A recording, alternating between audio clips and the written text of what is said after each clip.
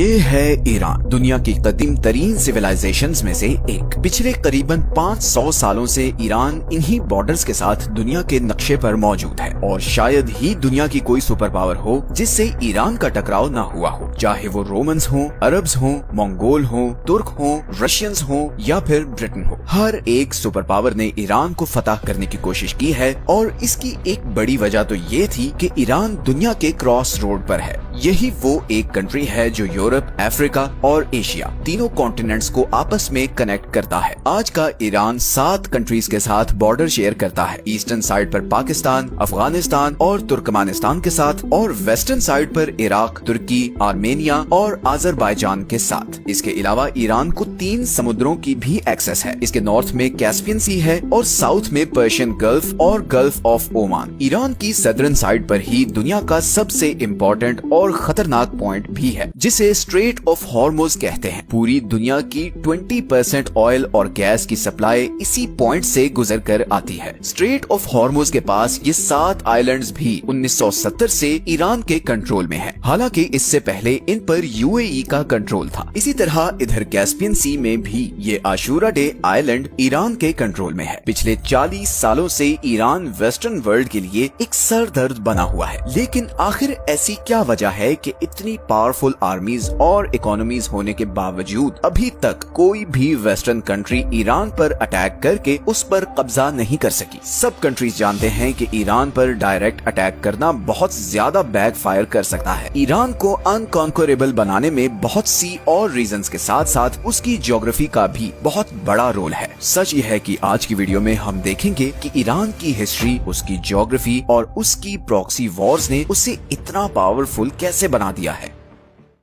सबसे पहले हम ईरान की ज्योग्राफी को समझते हैं। ईरान की सदर्न और वेस्टर्न साइड पर ज़ैग्रोस माउंटेन रेंज है। ईरान की कोस्ट लाइन से लेकर इराक और ऊपर तुर्की तक फैली हुई ये माउंटेन रेंज ईरान को एक जबरदस्त नेचुरल प्रोटेक्शन देती है। ये सारा एरिया बहुत ही पथरीला है और इसे क्रॉस करना बहुत ज्यादा मुश्किल है। इन पहाड़ों का ईरान को इतना फायदा है कि 1980 में जब इराक ने ईरान पर अटैक किया तो उसका प्लान ये था कि एक तो वो यहाँ खुजेस्तान के ऑयल रिच सूबे पर कब्जा कर ले और फिर यहाँ से आगे ईरान के बाकी शहरों पर भी कब्जा करके ईरानियन रेवोल्यूशन को कुचल दे, क्योंकि सब अरब कंट्रीज डरे हुए थे कि ईरानियन रेवोल्यूशन के असरात बाकी अरब तक न फैल जाएं। मगर इराकी आर्मीज 2 सालों में सिर्फ इधर खुजेस्तान तक ही पहुंच सकी। उन्होंने बहुत कोशिश की कि वो ज़ैग्रोस के पहाड़ों को क्रॉस करके ईरान पर कब्जा कर सके, मगर उन्हें कामयाबी नहीं मिली और फिर इवेंचुअली ईरान इराकी फोर्सेस को पीछे धकेलता हुआ इराक के अंदर तक घुस गया। मगर यहाँ पर ईरान को भी ये मसला आया कि जहाँ इराकी आर्मी को आसानी से उसके शहरों से सप्लाई मिल रही थी, वहीं ईरानी आर्मी को सप्लाई पहुँचाना बहुत मुश्किल हो गया, क्योंकि ईरान के सारे बड़े डिपो और शहर ज़ैग्रोस माउंटेन रेंज के दूसरी तरफ थे। यही वजह है कि 8 साल बाद ये वॉर बगैर किसी नतीजे के खत्म हो गई और दोनों कंट्रीज के बॉर्डर में 1 इंच भी चेंज नहीं आया। इसी तरह ईरान के नॉर्दर्न साइड पर कैस्पियन सी के साथ अल्बोर्ज माउंटेन रेंज है जो इसे नॉर्दर्न साइड से प्रोटेक्शन देती है। और ये पहाड़ सिर्फ ईरान को नेचुरल प्रोटेक्शन ही नहीं बल्कि बहुत से रिसोर्सेज भी देते हैं। ये दोनों mountain ranges uranium, silver, gold और जिंक से माला माल है। ईरान के पास दुनिया के सबसे बड़े जिंक के रिजर्व्स हैं। इसी तरह 20th सेंचुरी ने ईरान की इस ज्योग्राफी को 4 चांद लगाए जब यहाँ पर्शियन गल्फ के पास ऑयल और गैस के बहुत बड़े रिजर्व्स डिस्कवर हुए। आज की डेट में पूरी दुनिया के 10% ऑयल और 15% नेचुरल गैस के रिजर्व्स ईरान के पास हैं। ईरान को एक और चीज जो प्रोटेक्शन देती है वो 2500 किलोमीटर लंबी ये कोस्ट लाइन है जो 2 समुद्रों के बीच डिवाइडेड है। बंदर अब्बास ईरान का सबसे बड़ा सी पोर्ट दुनिया के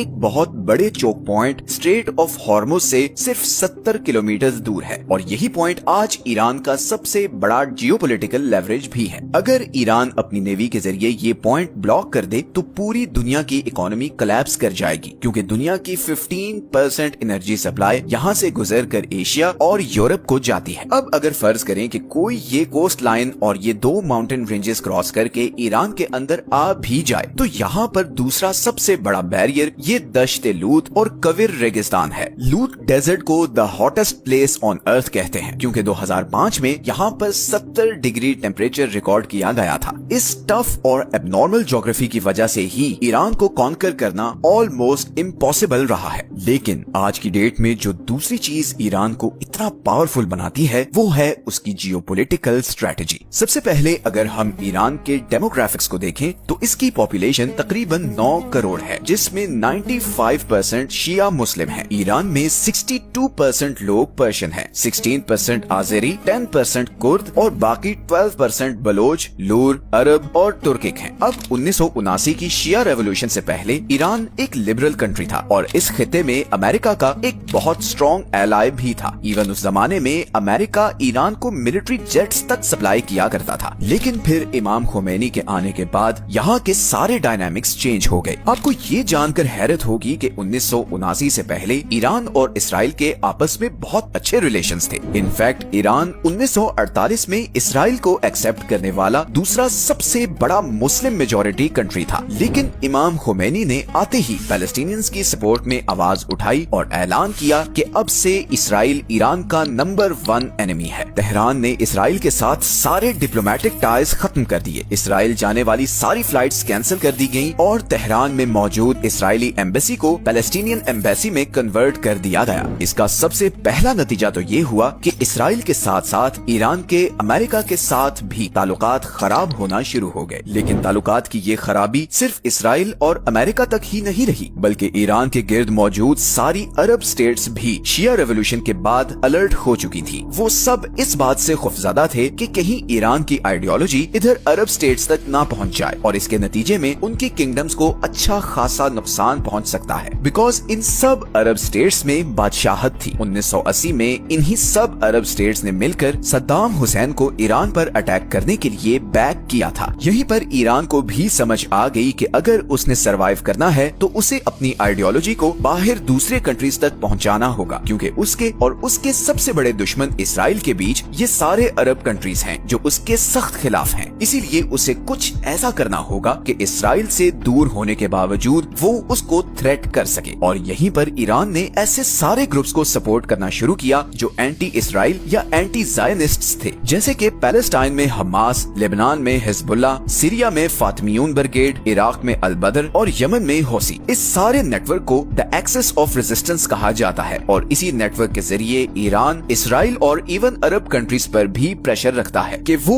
ईरान के खिलाफ कोई भी कदम उठाने से पहले 1000 बार सोचें। इसीलिए जब इसराइल ने गजा पर बम्बार्डमेंट शुरू की तो इधर लेबनान से हिजबुल्लाह ने इसराइल पर मिसाइल फायर किए और यहाँ यमनी हौसियों ने रेड सी से गुजरने वाले इसराइली और अमेरिकन शिप्स को ड्रोन से टारगेट करना शुरू कर दिया। ईरान की इसी प्रॉक्सी वॉरफेयर स्ट्रेटजी ने उसे काफी डेंजरस बना दिया है। अब वॉरफेयर स्ट्रेटजी की बात हो ही रही है तो ईरान की ड्रोन टेक्नोलॉजी का जिक्र करना बहुत जरूरी है। जनवरी 2024 में जब हौसियों की तरफ से यहाँ से गुजरने वाले कंटेनर्स पर लगातार ड्रोन अटैक्स किए जा रहे थे, तब फ्रांस ने यमन के शाहिद ड्रोन को गिराने के लिए $1 मिलियन वाला Aster 15 surface to air missile use किया, जबकि यमनी ड्रोन की कॉस्ट सिर्फ $20,000 थी। यमनी हौसियों को ये सारे ड्रोन्स ईरान सप्लाई कर रहा है और इन ड्रोन्स की इतनी धूम मची है कि रशिया यूक्रेन के खिलाफ भी इन्हीं ईरानी ड्रोन्स को इस्तेमाल कर रहा है। अमेरिकन सेंट्रल कमांड की 2022 की रिपोर्ट के मुताबिक ईरान के पास पूरे मिडिल ईस्ट में सबसे ज्यादा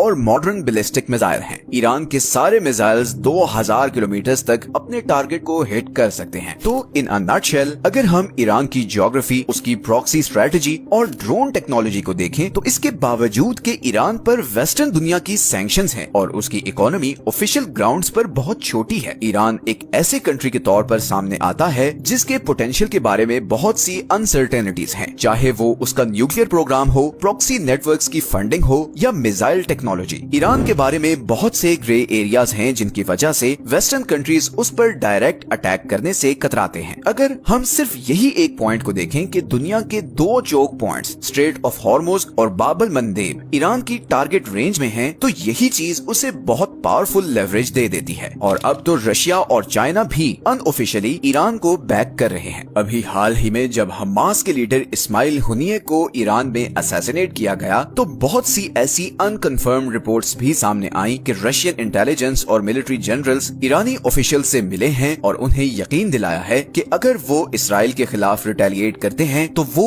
ईरान का भरपूर साथ देंगे। फिलहाल तो इस्माइल हुनिये के कत्ल के बाद ईरान की इंटरनल सिक्योरिटी पर बहुत से सवालात उठ रहे हैं और बाजार बज़ाहिर ऐसा लग रहा है जैसे इंटरनली कुछ गड़बड़ भी है। ईरान इस पर कब और कैसे रिटेलिएट करेगा, और क्या ईरान इसराइल और अमेरिका का जवाबी वार सहने की सलाहियत रखता है, ये तो आने वाला वक्त ही बताएगा। ये हैं वो सारे सोर्सेज जहां से हमने इस वीडियो के लिए कंसल्ट किया है। मिलते हैं नेक्स्ट वीडियो में एक और इंटरेस्टिंग टॉपिक के साथ। अपना ख्याल रखें। अल्लाह हाफिज।